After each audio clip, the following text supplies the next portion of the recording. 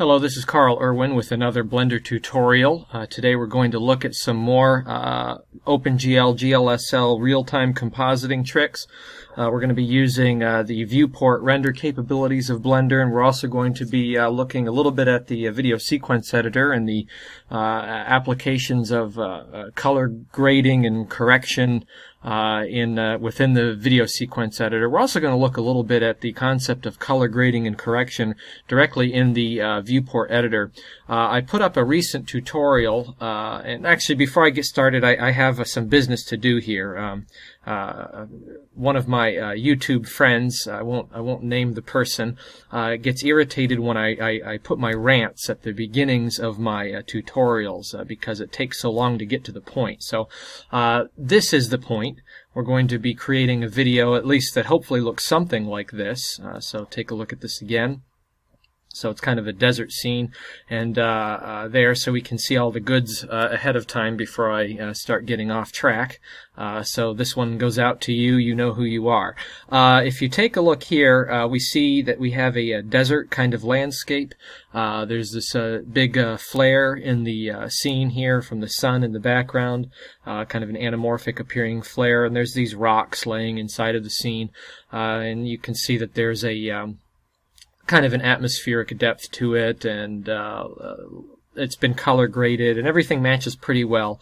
So one more time, and there's a camera move in there. So we're going to try to create all of this from scratch, so bear with me. I haven't done too many tutorials in this fashion. Usually I break things down when I create my tutorials. But anyway, to get back to my rant real quick before we get into it, I put up a recent matte painting tutorial describing and demonstrating how a matte painting can be imported into Blender and rendered in real time using the OpenGL system. And you know, I got a few comments, mostly supportive comments, and you know, you usually get some critical comments about that. I just want to clarify that I do these things not as an advertisement for the benefits of Blender over any other kind of software. You know, Blender is not a great compositor worthy of dumping your proprietary software and using this instead. I've never said any such thing. I never would say any such thing. I do these tutorials because I use Blender. I'm not a VFX artist. I don't do this for a living at all. I make a perfectly good living doing something else. I'm a public school teacher in the United States, and that's not a bad living. I teach music, and this is a hobby that I do on the weekends and in the evenings. I kind of throw these things together. It's a fun stress relief for me and just something to enjoy. I grew up loving visual art, and even though I kind of went the music route, I still like to play around with visual art, and I like computers. I like open source software. I like Linux. I've consciously dumped all of my proprietary software that I use for music for open source software because open source software within the last 10 years has become incredibly powerful and very, very robust. So you know, I have kind of a soft spot for open source, free kinds of alternatives to the proprietary things. That doesn't mean that I think that they're better in any way. That's not what I say. I think that they are free, and in a way that is better. So I do these tutorials to demonstrate what Blender can do because I use it and because I know some of you use it. This is for people that use Blender. This is not for people that use other software so that they stop using it and use Blender. This is for those people out there that are like me. If you're not like me and you get irritated by seeing these kinds of things, that's great. Don't care. Okay, so anyway, this is just so you can kind of see where I'm coming from. It's you know, this is an innocent presentation of some of the capabilities and some of the expanded capabilities that you may not be aware of or familiar with. So everything in the scene is in the 3D viewport and is a 3D object. So the landscape is a matte painting in the truest sense of the word. It is a painting that is then projected, camera projected. The rocks are objects. The shadows are created in real time.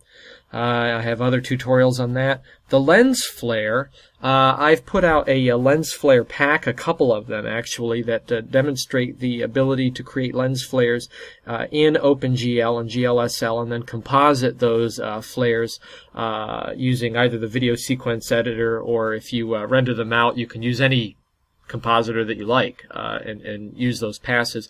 But this flare is a three-dimensional flare in a manner of speaking, and that it is actually in the 3D scene. It is being used as a 3D object, and it is composited in real time three-dimensionally. And it is not as powerful as the lens flare packs that I have put out, but it does use the elements from the Lens Flare Pack 2 that you can find on BlendSwap. And I'll show you how to create this and create a flare like this with some, limited ability directly in the 3D viewport. So that's the explanation of what you see. And let's get into trying to create this. Now again, bear with me. I'm going to try to create this in real time. This is the finished scene, and if I go back to the default view, I can just show you exactly what's going on. This is just kind of in case my tutorial doesn't work out well. Okay, so let's take a look here. We have this projected scene, and it's just a matte painting projection. We have these rocks that are in there. We have the shadows that are on the rocks, and you can see in the back here that there is this lens flare, and you will notice actually as I play this through, if you watch this flare, what's happening as the camera moves, you see the flare moves. And what I've done here is I've placed a plane or a texture in the scene that has this flare on it. It's set to add mode using the game engine blend modes, and it follows the rotation of the camera, so that from the view of the camera, as the camera moves through the scene, you can see that it will follow the camera angle, and that is how flares work. A flare always sits in the plane of the camera. No matter where the camera is pointing at the light source, the flare would always be horizontal or vertical or whatever, whatever is causing the flare to create this sort of streak, however the lenses are set up. So you can also see that there's a vignette in here, and someone's going to look at this and say, that's not how you do a vignette. Well, I don't care. This is how you can create a vignette. This is actually a 3D plane that is alpha transparent enabled. It's inside the scene here, and the camera is just, viewing through it, and it's parented to the camera, so as it moves through, we have a real-time vignette. Right from this scene, I can render out an image, and a couple seconds later, there's my image. And it looks like my aspect ratio is kind of funny. We'll take a look at that in a second. But anyway, you can see what's going on here, okay? Now, actually, I can explain what's happening here, and we'll get to that in a minute. You saw that my rendered output was a little bit different from the aspect ratio that you see. There's a reason for that, and a purpose. So anyway, this is what we're going to create. So let's try to create this from scratch. We'll open up a new blend file. So the first thing that we're going to do is we're going to set our camera resolution to 1280 by 720. That's what we're going to be creating this as. We will bump it up to full resolution. Not that that matters at this point.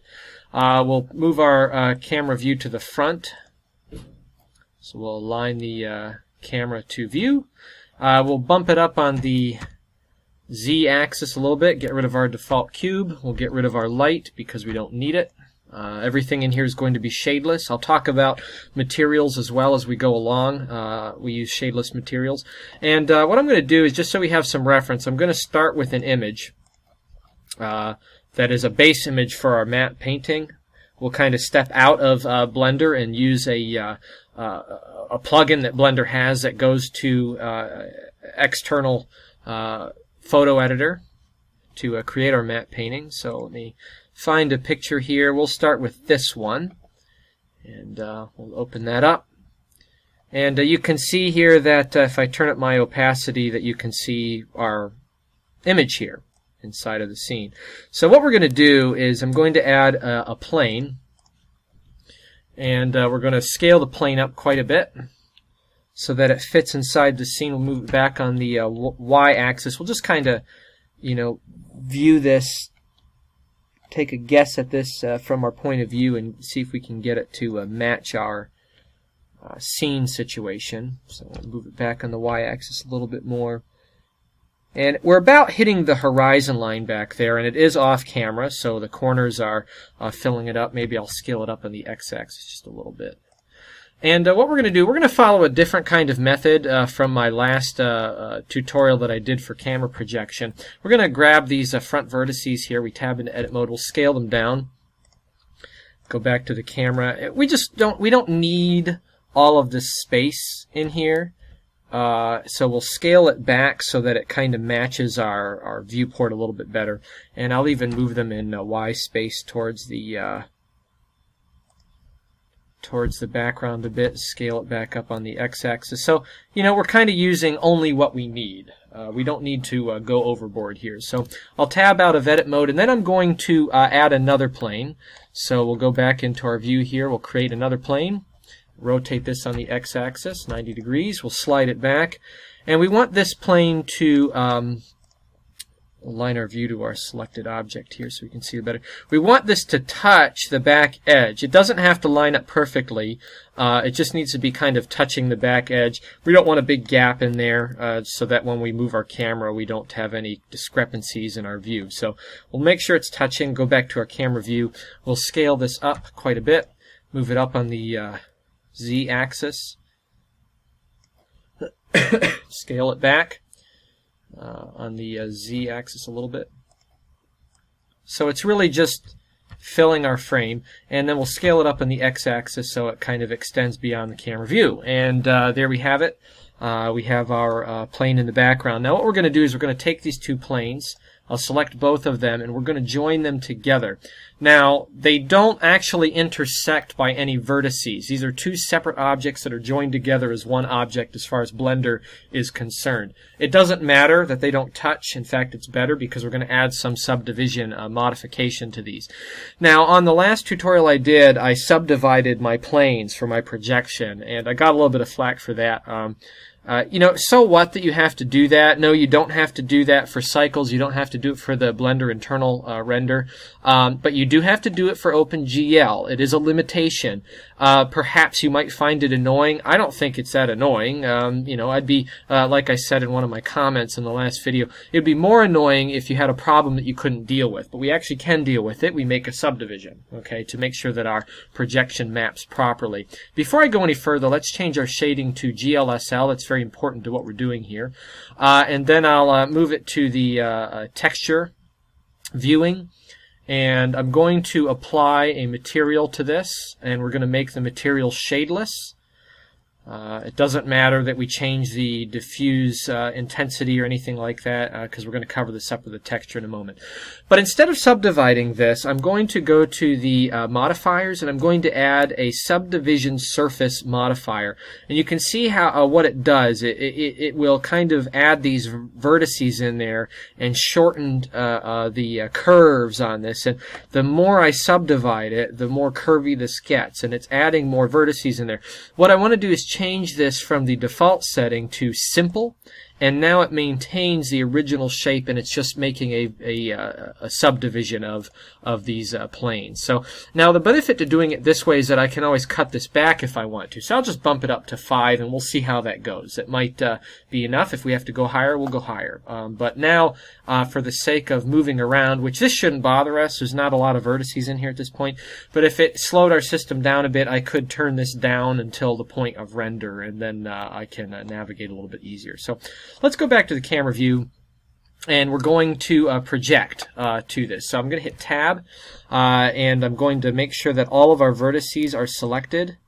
So all the vertices are selected. We're going to go to Shading UVs. I'm going to click on Unwrap, and I'm going to click Project from View. Okay, so Project from View. So now we've created a UV map that is generated by the viewport view from the camera. So now if I go to my material setting in the first texture slot, I can add a texture to this. So let's open up a texture. We'll go back to our original image, which is this one, and I'll open it up.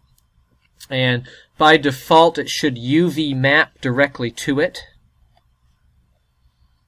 And you can see, click on UV map, and I'll click on my camera, and you can see that it is mapping from the viewport to this image. So if I go back to the camera, and it doesn't look like it's mapping quite properly for some reason. You should see that we should have some more image down here. So let's see if we can sort this out.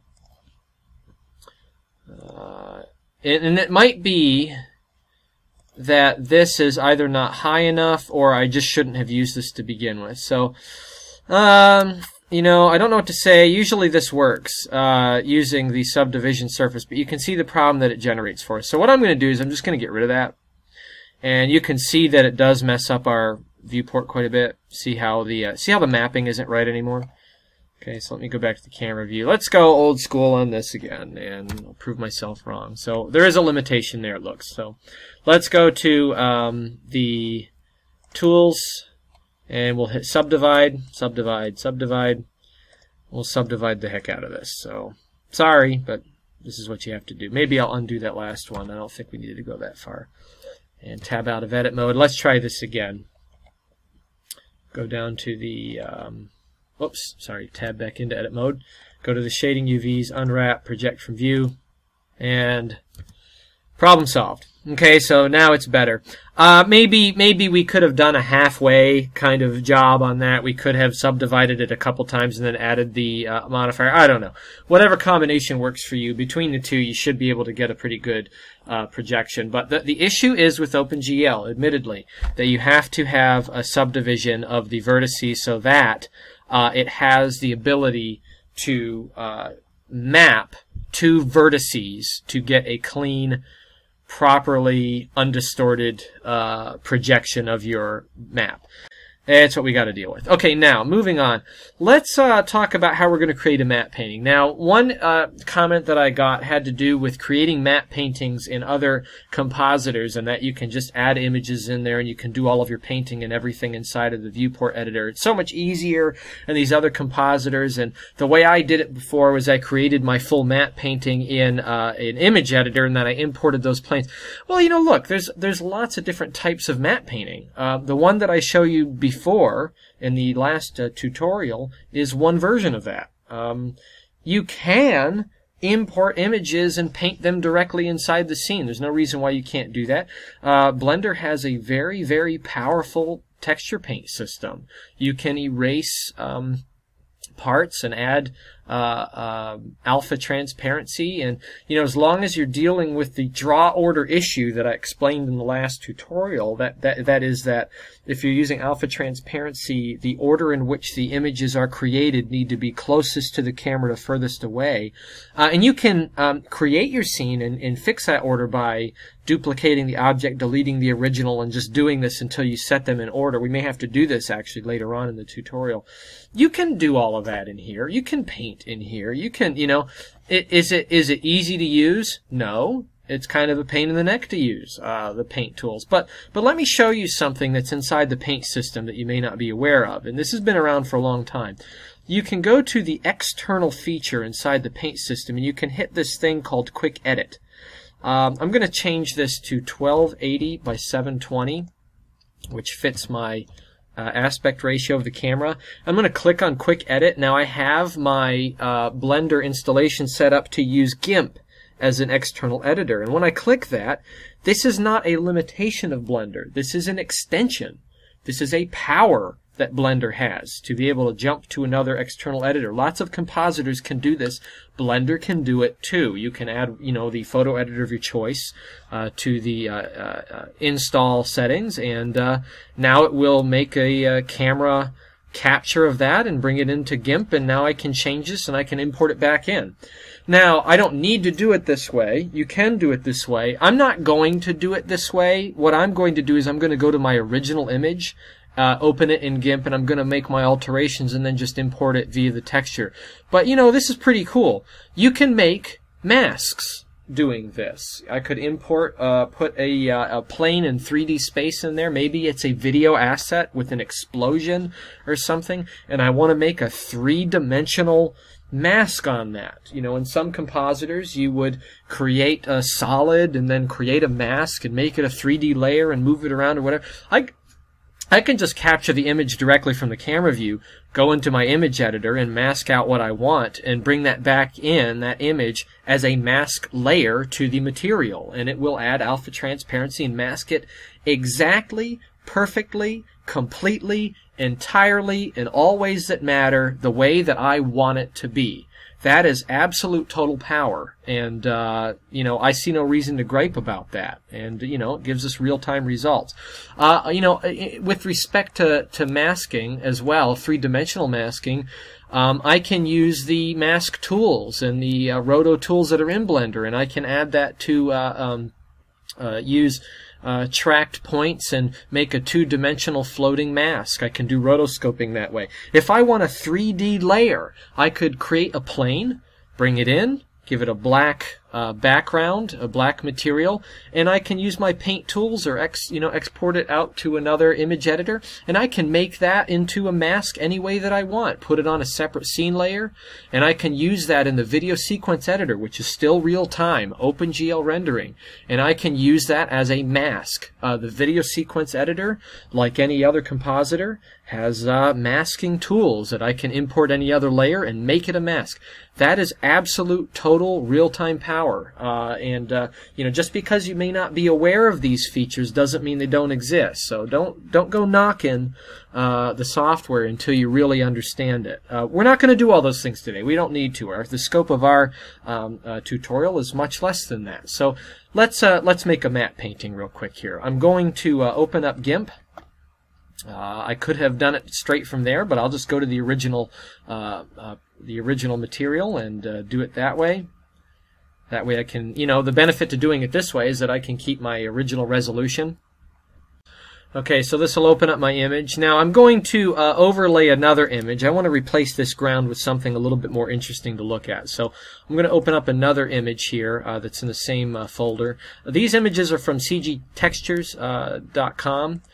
And that's a great website. You should get an account if you don't have one. We'll open up this one here because they're, you know, free. There's also a paid-for service, a subscription to get super high resolution images. But the freebies are you know, really powerful as well, just as high resolution. And I'm going to do some destructive editing. GIMP does have the power to create masks. Mask layers rather inside of the editing capability. So with each layer I can add a mask layer. I'm not going to bother with that. I'm just going to do some destructive editing here. So I'll add a new layer, make it transparent, and then I'll come down here. We'll grab my other image, select all, and copy it. And we'll go back to my first layer, and I'll hit select my selection tool here. I'll hit edit, paste. And I'm going to bring down the opacity a bit so I can kind of see my background image. And I kind of want to line up my horizons here a little bit. So bring it down a little bit more. It's hard to see, but the horizon in the background image is a little bit more difficult to see than the foreground. Let me take it all the way down so I can see it. So right here where the color kind of changes is where I want this to be. So click on my image and I'll just kind of slide it up. And yeah, that looks good. So we'll drop this down, anchor it down to my second layer. Okay, and what I'm going to do is I want to crop out the top edge of this. So what I'll do is I'll take my square tool, my selection tool, and I'm going to crop. Let me enlarge this a little bit. I'll crop off the top side up to the horizon, and I will add a little bit of a feather to this. So we will go to my select and hit feather, and we'll make this about 10 pixels, just a little bit of a feather, and we will clear it, delete that section. So now we have kind of a new ground here sitting on top.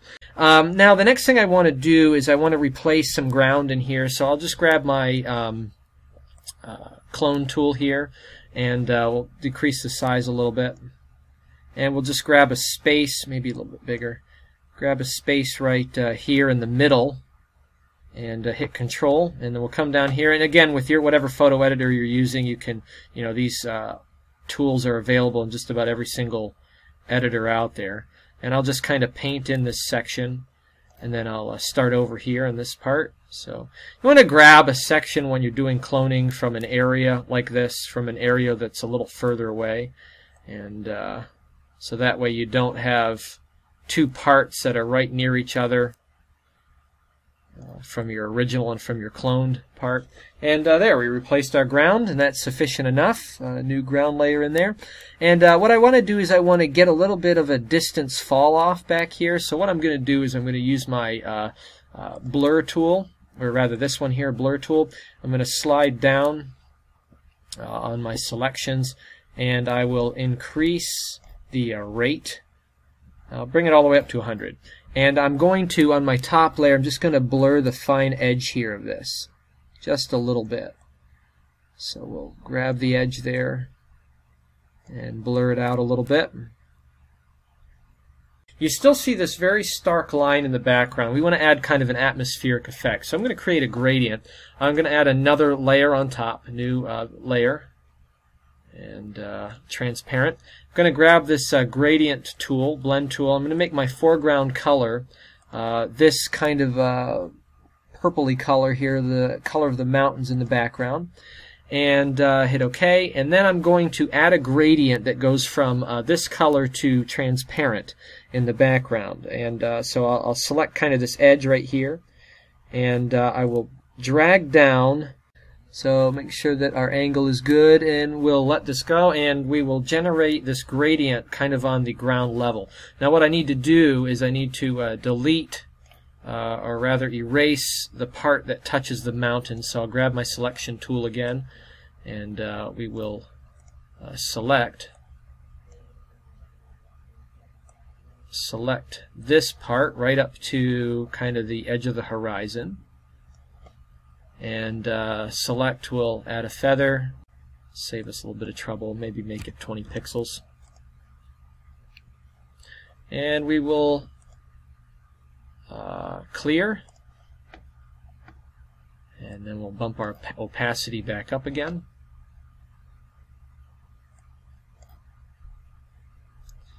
And select all. And now you can see how this this kind of blends in, and we have this atmospheric fall off into the background. Now there's a little bit of a discrepancy here with the sun kind of flare that's going on, the way it lights up the atmosphere. We see this line. There's a couple ways we could deal with that. One is just leave it alone, and when we add our flare in later on, it will fix that a little bit because it's going to cover that part up.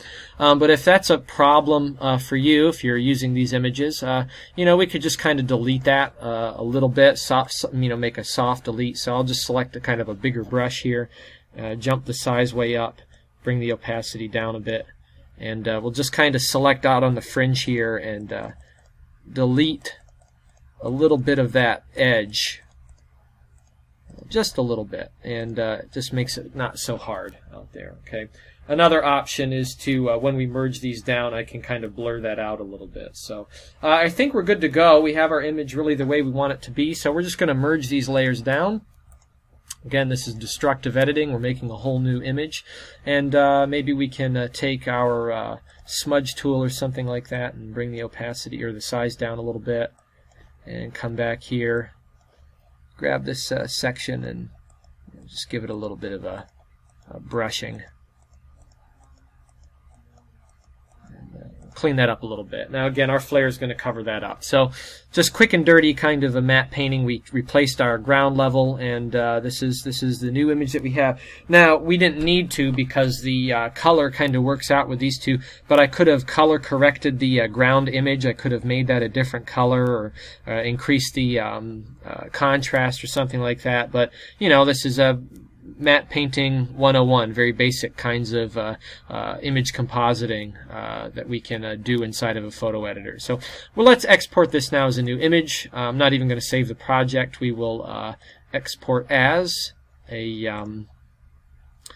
we'll export this as a PNG file. We're done with that. We're done with GIMP. We're not going to need to come back to it. I'm not going to save the project there. I'm not going to save this change, discard changes. And again, you can use this directly from Blender or open it externally as we did. So now let's go to our image, our original background image, and we'll go back to object mode, our plane, and we're going to replace this original texture with the new one. And someone might look at this process and say, you know, that's quite a lot of hoop jumping you have to do. And I would say that, you know, I've watched other tutorials like you have using other software, and it's safe to say that other software platforms, artists do things like this all the time, so I don't want to hear it from you. You know, I've seen many an Andrew Kramer tutorial, you know, wonderful tutorials that give a lot of great concepts. Some of them are at play in the tutorials that I make, and you know, he jumps outside software all the time, so it is perfectly acceptable to do that. That is a good thing to do.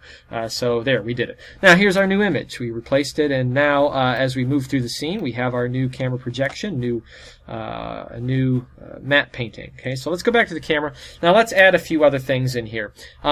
We're going to add some 3D objects into the scene. We're going to add a lens flare. We're going to add some rocks in here. It shouldn't take too long to do that. Before we do that, though, we want to make sure that our rocks that we add, our actual objects, are going to be able to create shadows. So I'm not going to explain what I'm doing here too much, because I have another tutorial that explains how to create real-time shadows using lights as masks and matting tools. Hey, by the way, for those of you talking about 3D masks and mats inside of Blender, you can use lights as a 3D mask and lights as a 3D matte for other layers. So you can use them directly in the materials like we're going to do here, or you can create another scene layer and use it in the video sequence editor as a compositor and do it that way in real time. So we're going to do it right in the material. So what we're going to do, and we also want to be able to color grade this a little bit, we're going to add another material.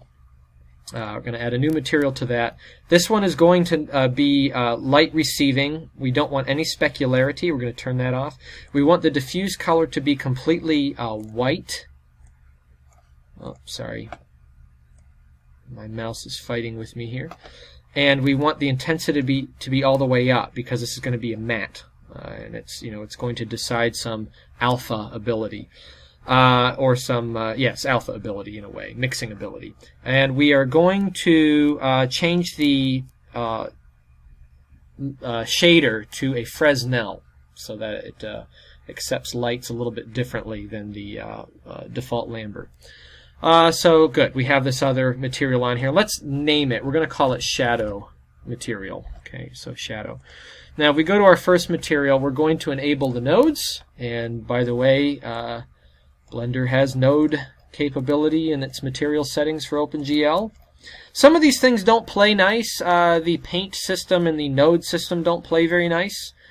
That's, you know, I acknowledge that. You know, you can work around it, but that's the way it works. We'll open up our original material, and then I'm going to add another material. And the other material is going to be our shadow material.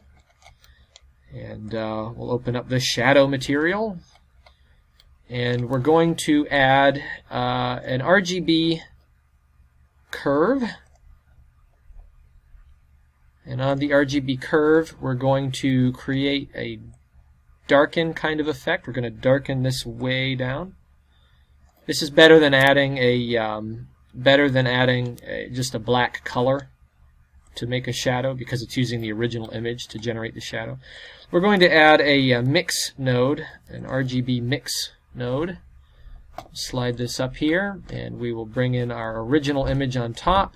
We'll bring in our darkened image on the top, on the bottom. We're going to use our shadow material, bring it in as the factor, and we're going to put this output into the material output. So now it looks like it did before. But when we add a light point to the scene, you'll see what happens. It will actually generate a shadow using that point light. Okay, so we'll close that out. That material is set for now. Let's create some rocks. So let's add an icosphere, and we'll bring our subdivisions up to 3. We don't need to go really any higher than that. We'll tab into edit mode. Yeah, that'll be sufficient for what we're doing.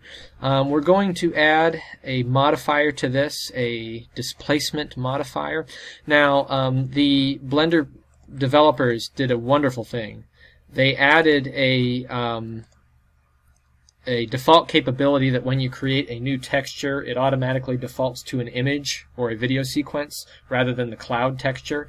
The downfall is that when you're using the default textures in the modifiers, now you have to change it back to a cloud to get that original default, which was kind of useful to have it as cloud. But hey, I kind of prefer it the way they've made it. So let's go to the texture layer in this displacement, and oops, that's not what I want to do. We're going to change this from an image or movie to a cloud. You can see that now it deforms our icosphere, and I'm going to bump up this size quite a bit. It's just going to be a local application of it. So we get kind of this oddball looking shape. Let's slide this up so we can see it. So it kind of looks like a little boulder, little rock here. And I think that'll be sufficient. Let's go to the material for this rock. We'll add a new material. We're going to make it shadeless. Yes, it'll be shadeless. And we are going to add, actually before we do that, let's make it smooth shading. I think it worked. And now let's add a texture. Actually, before we do that, let's tab into edit mode on this guy, and we will unwrap it. We'll just use the Smart UV project, and we'll make a quick UV map of that. We'll add a new texture. Again, by default, it's an image, which is cool. And we'll go to our textures here, and let me pull one out. I have a rock texture in here somewhere. I can't remember if I got this from cgtextures.com or not, but it's a rock texture. And we're going to make it a little bit bigger, so it's by default UV mapped. So we'll make it smaller actually by 0.5 on the X and Y axis. And we should end up with just a better, slightly better mapping of this texture. Yep, that's good. And let's make this texture affect our geometry. So that way when we add other lighting textures to it, those cracks will kind of be useful. And let's add some shading to this thing here. So we're going to add some lighting to this. I'm going to add another image. And I've put together a package, shadeless lighting package, and I think I might put this together and add it to a model or setup on BlendSwap so that this can be available to you out there and you can use these things. These are just some primitive kind of textures that can be used to create shadeless lighting in Blender. And there's some shadow textures on here, some lighting textures on here using some of the basic contrasting colors. These are exactly contrasting colors, which is a common effect when creating lighting. A couple of gradients in here, a few things, a few images to create some false specularity or false kind of lighting in the scene. I'm going to select this one here because it kind of matches the colors in the scene. So an orange color on the left, a blue color on the right, and a blackish kind of color that will fade out on the bottom. We'll open that up, and we're going to apply this to our object using normal mapping, so that from the point of view of the camera it will apply the same all the time. And I'm going to take the size down a little bit so it kind of stretches out. We don't have any discrepancies in the outside edges. And I'm going to take the color down to 0.1, very, very low, and I'm going to set the add mode to, or the blending mode to add. So very subtly, you may not even be able to notice this. Just notice that we get a slight orange kind of color on the left, a slight blue color on the right, as if that's what the kind of ambient lighting is doing in the scene. I'm going to add another texture to this. And we have lighting occurring from the background, and we want to get kind of a backlight fringe lighting on it. So I'm going to add another image from the same pack, Shadeless Lighting Pack, that is kind of this gradient color, black in the center, white in the outside. We'll open that up. And I'm also going to set this to a normal map. And I'm going to, again, back it up a little bit so that we're catching a little bit less of it on the X and Y axis. And you can see it kind of creates this backlighting view on our image here. I'm going to set it to add as well. from the camera view, you can see what we're getting. Kind of this fringe lighting on there. And I'm going to actually leave it alone. I think it's good right where it's at. We might be able to move the mapping, offset it a little bit on the X or Y axis to get this to look a little bit better. But I think it's actually good just by default. Now we need some shadow. So let's go in here. We're going to add another texture. So a new image from our Shadeless lighting pack. And we're going to create a bottom shadow. So this is a black to alpha transparent gradient. And I'm going to apply this using normal mapping. And we'll back it up a little bit on the X and Y axis. And actually I might duplicate this one. So this is texture 5. So we'll put a new setting in here, texture 5. Same thing again, and we'll have to set our normal mapping. Back it up again. And that might be sufficient. We might duplicate that again a little bit later. But now we have this rock that has been textured to kind of match our scene a little bit better. In fact, I think I'm going to add one more. I think I want a little bit more shadow in there. So one more. Texture 5. And normal map.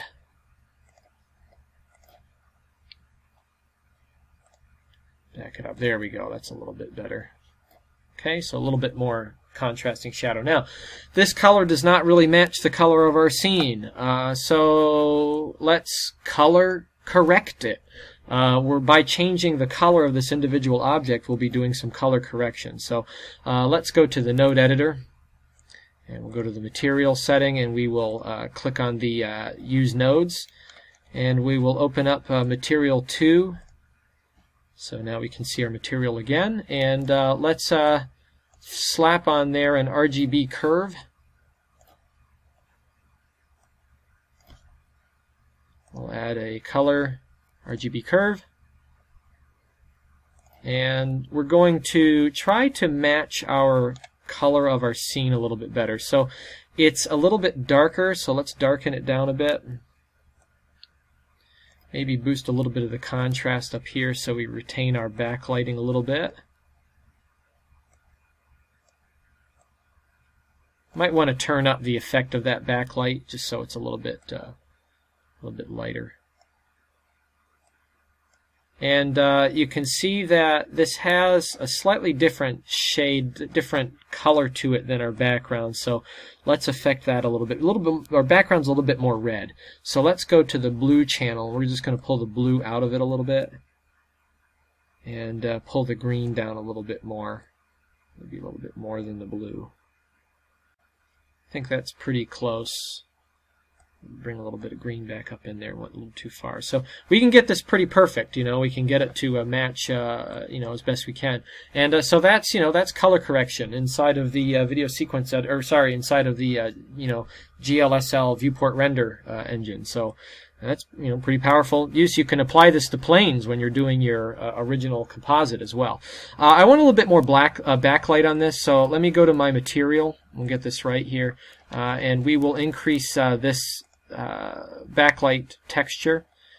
So we have it set actually all the way up to 1. So why don't we try this. I'm going to offset it on the y-axis, negative 0.1. See what that does here. That's not the way I wanted to go. Let's go 0.1.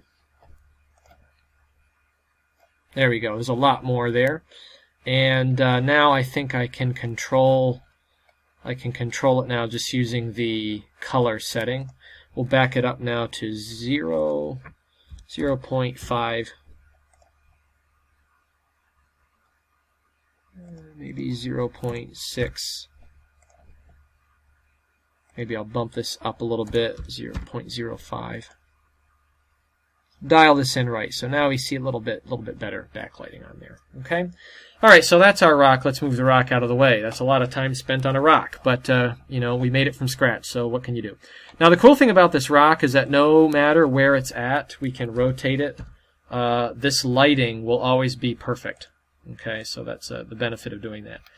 let's go now to the scene here. We want to populate our scene with a few of these rocks. So we're going to create another plane.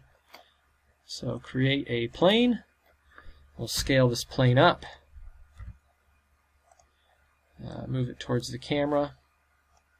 And we're not going to make too many of these. Actually, I want to make this plane a little bit smaller on the y-axis, because all these rocks we want to have close to the camera. We don't want to have anything far away. And we're only going to make a few. We're not going to make a lot of these things. Okay, so now there's a lot of ways to duplicate an image. You can add another object and parent your object that you're going to duplicate to it. And in the object settings, you can make it duplicate based on vertices or faces or whatever. That's one way to do it. You have some limitations in rotation in doing that. The other way is to make a particle system, so that's what we're going to do. Let's go to the particle system for this plane, add a new one, and we're just going to make the number 20 particles. Start on 1, end on 1. Lifetime, for now, we're just going to make it 120. And let's make our scene 120 in length. And let's get rid of any of the physics. So we don't want any weight. Get rid of that, 0. We don't want any normal velocity, 0. Okay. We're going to add rotation to this, and we'll just turn the velocity up to 1 for that. And yeah, maybe a few more. Let's make it 25, because some of them are off camera here. If I wanted to, I could scale my object, my plane, to kind of match my scene a little bit better, so that some are not off camera. But for the sake of time, we're not going to bother with that. And let's make these particles into something here. If we go down here, we can tell it to use an object for the particle. So we'll use the object and we'll use the icosphere. And you can see now these little icospheres in there. We don't want it to render the emitter. And let's scale these guys. So change our size, and then we'll change our random size so that we have a few different sizes of rocks in the scene. And you can see that they're bisected perfectly right on the plane because our plane is sitting on the ground. And so there's some rocks in there. Okay, now we're not done with this yet. We're actually going to apply these rocks as objects in the scene in a moment. But for the sake of being able to create a shadow, we need to add a point light here. Okay, so I'm going to create a point light in the scene. And we're going to move this light off to the side, out of the way. And we're going to scale the point light down. We're going to make it a sphere. We're going to make the distance really small, 1. And let's slide this out here. Make the energy 2.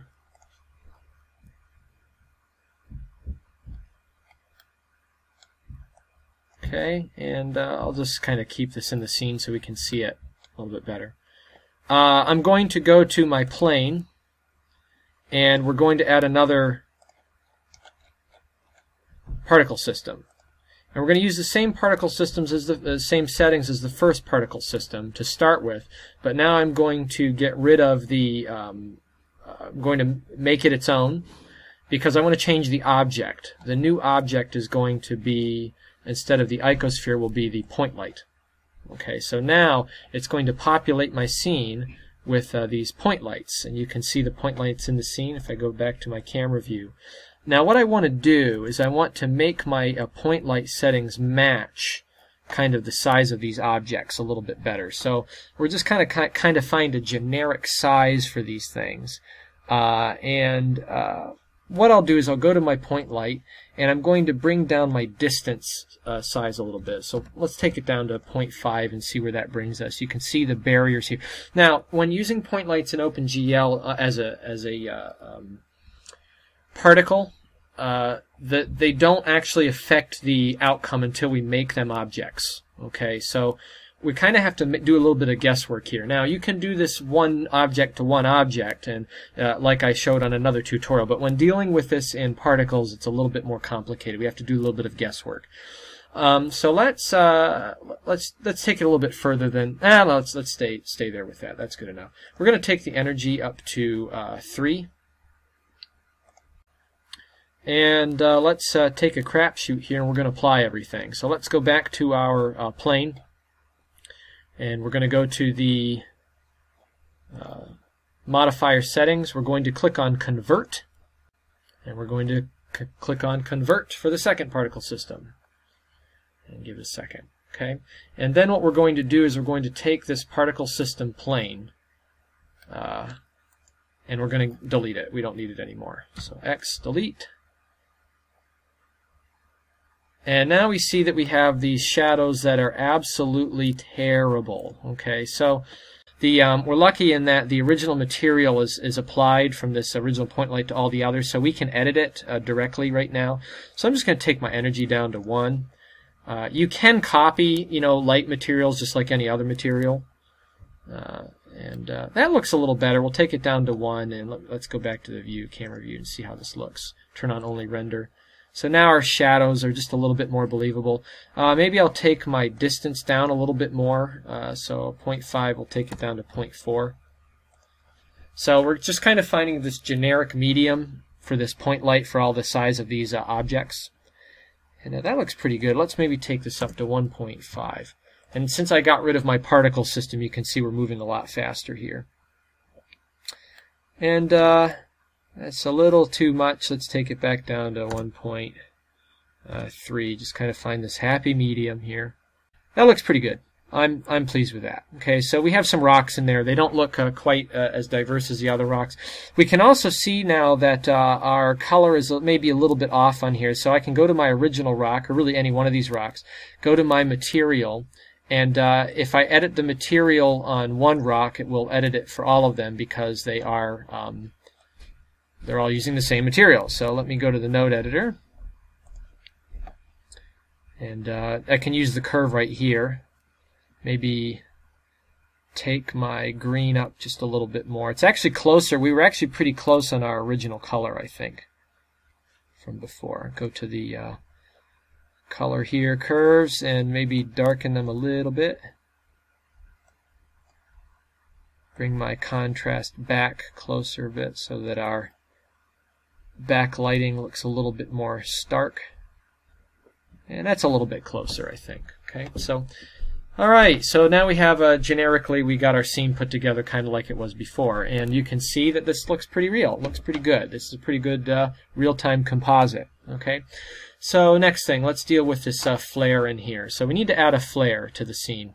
Now we're going to make one that's a 3D object. So what I'll do is I'm going to go to my import image as planes. This is an add-on that you can enable in the settings, and I invite you to do that. It's a very good add-on. I'm going to go to my folder that has my lens flares in it. Let me see if I can find it. So lens flare pack 2, and these are on my lens GL flares 2. These are the images that are in there. I'm going to grab a couple of these. I'm going to grab the first one, which is this streak 11 down here. Import the image as a plane. It will show up in the middle of our scene. I'm going to rotate it on the x-axis 90 degrees, and we'll slide it up. And I didn't do my settings to make it shadeless. You want to do that. I'm going to have a shadeless image here. We'll scale it up. And I'm going to jump over to the game engine real quick. And I do this because the game engine has this blending mode for the material setting that you can apply. And it will work in any of the settings, but you can apply it only in the game engine. Set it to add. Okay, so now it's just adding this texture to everything else. Okay, it's alpha transparent, adding it to everything else. And I'm going to go to the object settings, and I'm going to change it to X-ray. And what it means is that no matter where this is at in the scene, it will always show through every other object. Okay, so let's go back to my material setting, and we're going to add another image. So I'll add another texture, and I'll click New, and we're going to go to that same folder, and I'm going to grab another image here. We're going to grab onto one of these light rays images. See if I can find a good one in here. Not that one. Let's see, where did it go? Where did it go? Here we go, Core 2. And you can see that it also adds to it, but we need to add. We need to set the blending mode inside of the texture setting to add. And I'm going to turn it down quite a bit.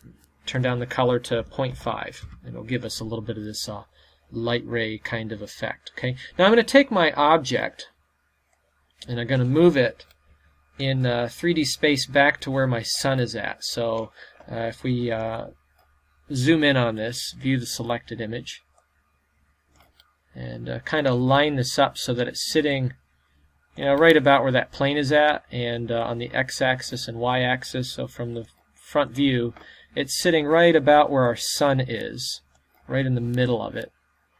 And from here, I can scale it. Camera view. I can scale it to the size that I want in my scene. So maybe not too big, right about there.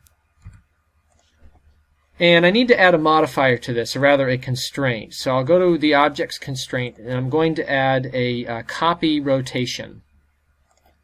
And I'm going to set it to copy the rotation of the camera. Now while I'm thinking about it, I'm going to go to my camera, and I'm going to quickly duplicate it. And this is so I can always get back to my original projection. I'm just going to turn that duplicated camera off. Okay, so now I can always get back to this scene kind of view if I wanted to change my material in any way for the matte painting. Now I'm on the camera, and I'm going to change my camera focal length to something a little bit higher so I can zoom in and give myself some space to deal with inside of my scene for rotation. So I'll just bump it up to maybe, I don't know, 45-ish, somewhere around here. So now I've got some room to work with inside of my scene. That's pretty much it for the objects in the scene. There's really nothing else to add to it. We can create a vignette here, or we can create it later. Now, the reason why I created the vignette inside of the scene here, by doing this, I'm going to go to Import Images as Planes. The reason why I did it inside of the Viewport instead of in the video sequence editor is because if I did it in the video sequence editor, I want to set this as, whoops, hang on 1 second, go to Blender Render so I get these settings. Set it as Shadeless, use alpha, Z transparency, and import this, is because if I put it in the video sequence editor, it will apply the vignette over top of the lens flare. And I don't want it to do that. I want my lens flare to be I want the lens flare to show through the vignette. I don't want it to be darkened in any way. So we'll go to, we'll view the selected so we can move it around a little bit better. Turn off our only render so we can see the camera. And we'll just kind of pop this right up in front of the camera view. And we'll roughly position this. I like to set the vignette on this scene so that it's a little bit higher. So we're cutting out more of the bottom than the top. And maybe I'll move this closer to the camera a little bit more. And scale it down a little bit. So we're just going to use kind of the internal edges of this vignette. Just a very, very light vignette. And what I want to do with this thing is I want to apply it to the camera. I want to parent it to the camera in the scene. So we'll go up here, drag it up to the camera and drop it, and now it is parented to it, so wherever the camera moves, so will the vignette. We have a problem now, though. Or maybe we don't. Let me hit only render. And let me render the scene real quick. Yeah, check that out. Works good. Anyway, all right, so that's it. We're done. So I can then do some color correction if I want to on these individual objects. I'm not going to for the sake of time because it's a really long tutorial as it is. Now I can just create my camera move. So I'll take my camera. I'm going to hit Insert, and I'll insert a location and rotation. And I'm going to go... Actually, let me change this a bit. Let me go to the... No, I like this one. Try that again. So we'll go to the end of the scene, and I'm just going to move my camera forward on the y-axis a little bit, move it on the x-axis a little bit, and rotate it on the z-axis a little bit. And we'll give it a little bit of a camera move. And I'll hit Insert, and we'll insert location, rotation again. And I'm going to go to the graph editor, hit V for vector, or V to set my vector points here. Set it to vector, so it's a straight move. And if I go back to the 3D viewport, now when I hit play, I have my camera moving through the scene, rendering in real time. I can render using my OpenGL render buttons, and I get this setting. Now, we're not done. We can do some color correction to this and do some other cool tricks. So follow with me here. We'll make this tutorial a little bit longer than it is and look at some other ideas. Before I do that, I just want to add a little bit of a camera move to this, a little bit of a camera bounce. So I'm going to go to my rotation settings, and I'm going to add a modifier. We'll add a noise modifier, and let me find my X rotation real quick here. And we're going to take this down to 0.05, really small, and we'll stretch this out maybe to, I don't know, 20, something like that. And it's going to make a little bit of a rotation camera move in here for us. So if I go now to my 3D view, we'll see what kind of rotation this sets for us. Now, this is really haywire, kind of big, so let's go back to the graph editor. We'll change this even smaller. We'll make it 0.02, a lot smaller. Go to the 3D viewport, and that still is too big, so let's go back to the graph editor, take it way down to 0.1. We'll take that for now. Let's go to the Y. We're going to make the same kind of thing. Noise, 20, 0.01, and I'm going to change this over here. It's kind of a seeding option to, well, let's change it to 100. And that's 10, not a 100. There we go. And then I'm going to go to the Z rotation. I'm only doing this with rotation.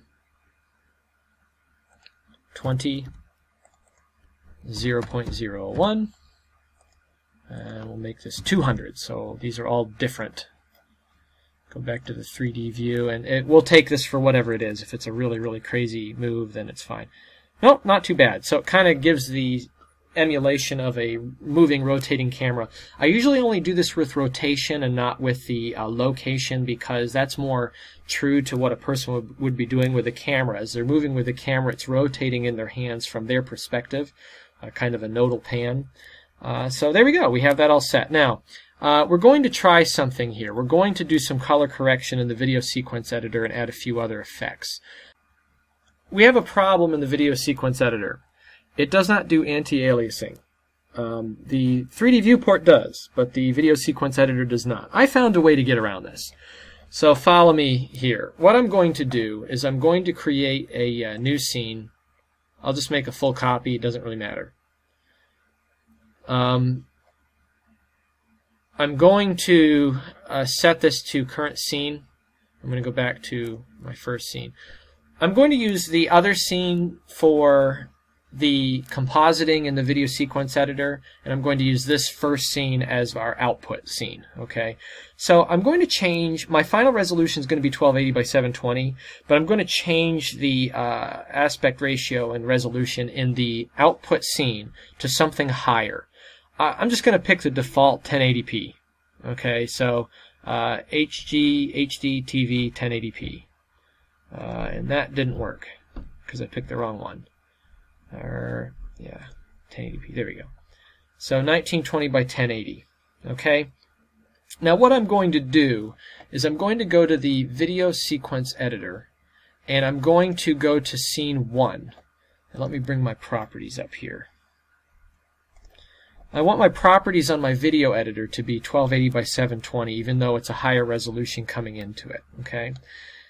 Now, what happens is that Blender up converts or down converts incoming images in the video sequence editor and kind of, fudges everything and does its own anti-aliasing kind of work. And we're going to use that to our advantage. This is a bit of a hack, but we're going to make it create some anti-aliasing from the original input. Okay, so let's add the scene, the original scene. So the scene to scene 1 up here. And let's go up to the OpenGL preview settings. We're going to set it to texture.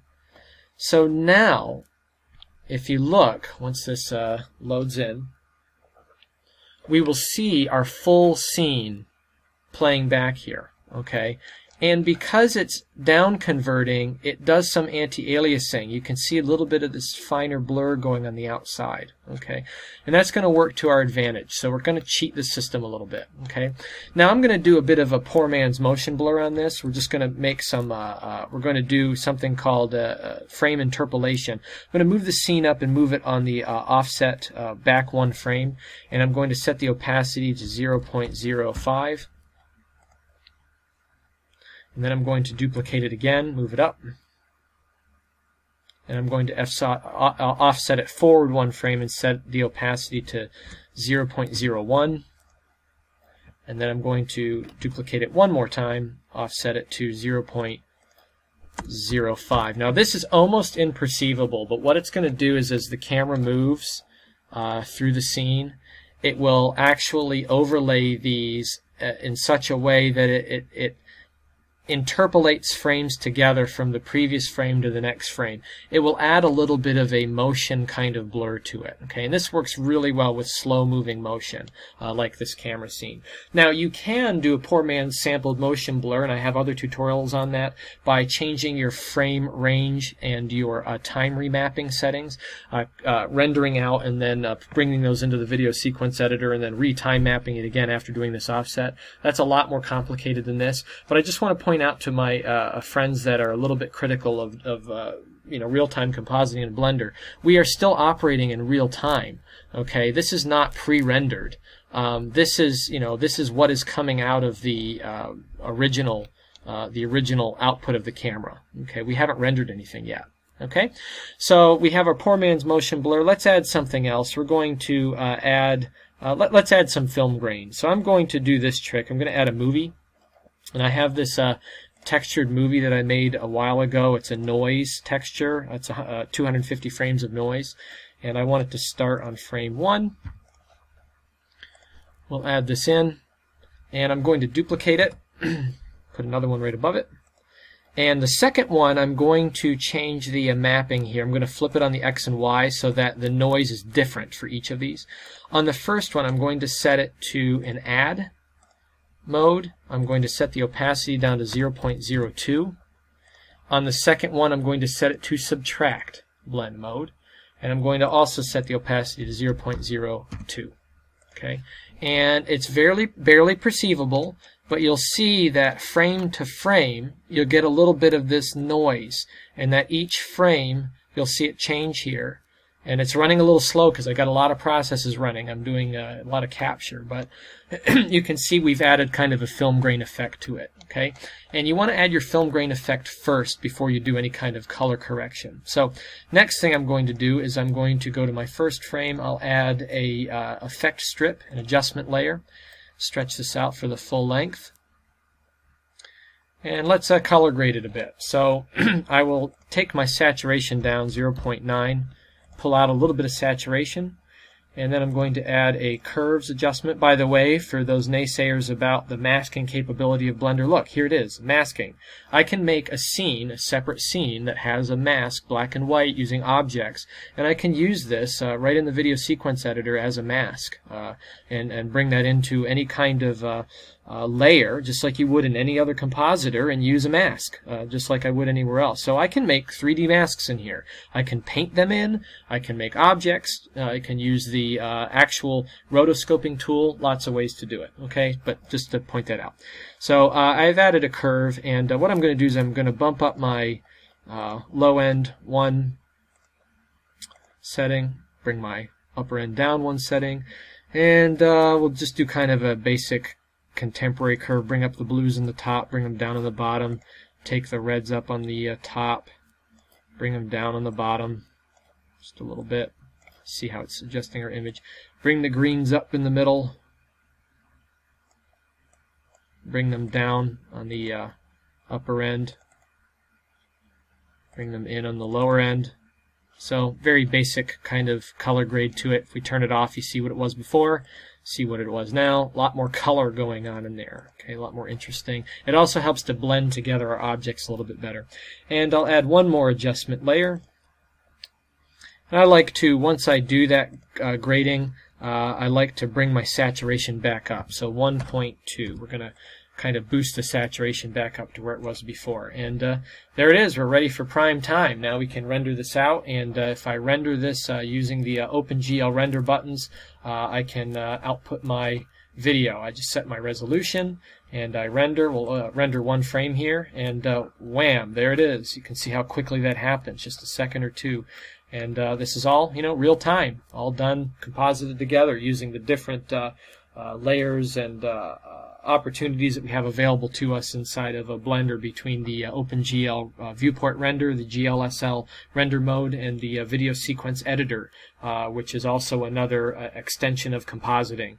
So really long tutorial, and I apologize for that, but this was, a pretty comprehensive view at some different opportunities that we have in terms of real-time rendering and creation in Blender. So anyway, that's what I got for you today. So good luck with this. I hope I've inspired some of you to try some different things, and I wish all of you happy blending.